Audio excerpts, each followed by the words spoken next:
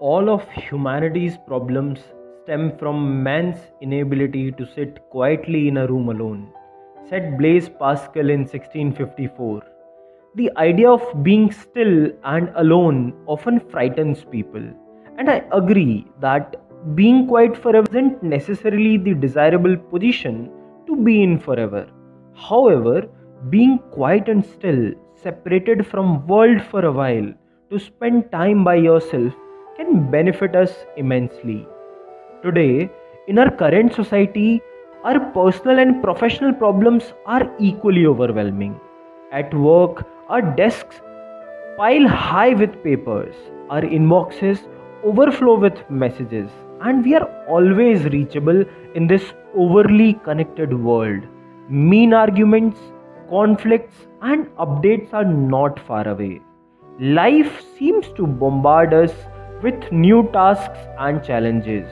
Continuous grind of work wears us down. So to speak, most of us are overfed and undernourished. Most of the time, we are overstimulated, overscheduled, and overcaffeinated in today's distracted modern world. There is no doubt that human social creature. Nevertheless, there are many human beings throughout the history that shows us the ability to cultivate stillness, quietness, and quell the turmoil inside us, to slow the mind down, to understand our emotions, and to conquer our bodies.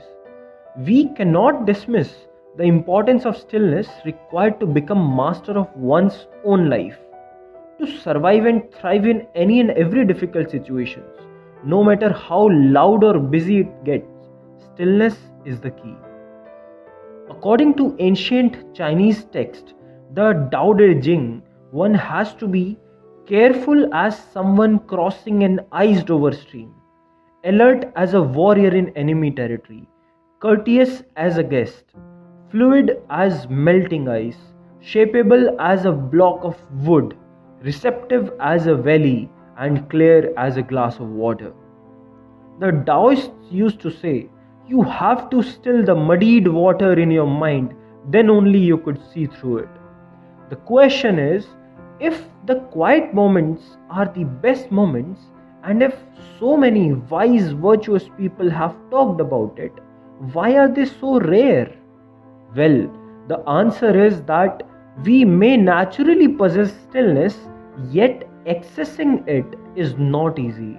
In this regard, we can learn from the Emperor Marcus Aurelius, the Stoic philosopher who himself stared down countless crises and challenges. Marcus Aurelius says, be like the rock that the waves keep crashing over.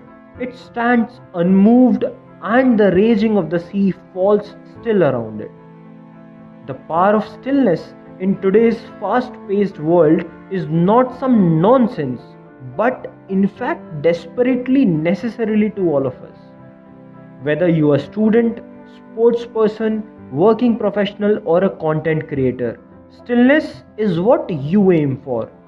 It inspires new ideas, sharpens perspective, generates vision, and helps us in developing razor sharp focus. Ryan Holiday, in his book Stillness is the Key, says stillness is the key to everything. According to him, to achieve stillness, we'll need to focus on three domains: the mind, body, and soul. By reducing the disturbances and dissonance in each domain, one can make stillness possible. Stillness allows us to withdraw into inner fortress. The poet Rainer Maria Rilke describes stillness as full complete when all the random and approximate were muted. Now, why stillness matters? Stillness can be blessing, and science has proven that moment of stillness can have tremendous benefits. If we use wisely, stillness can be a powerful tool for achieving health, happiness, and success.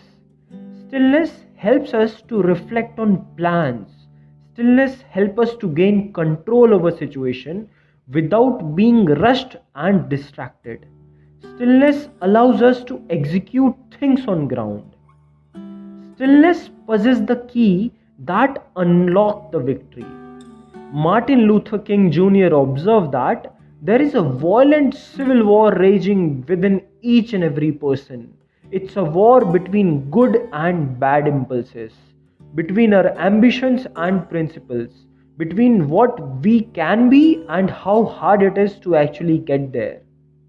In midst of such battles and chaos, stillness is the river through which so much depends. In words of Ryan Holiday, stillness is the key to think clearly, to see whole chessboard, to make tough decisions, to manage our emotions, to identify right goals, to handle high pressure situations, and so on. Well, as Ryan Holiday says, stillness is the key to everything. Being still is a great opportunity for reflection. By reflecting on life, we can find out what direction to go and what to avoid in future. Instead of running through life like a headless chicken, we can plan life ahead and make a conscious decision to close certain doors and open new ones. At the time of crisis, an emotional reactive response and unthinking half baked response will not work.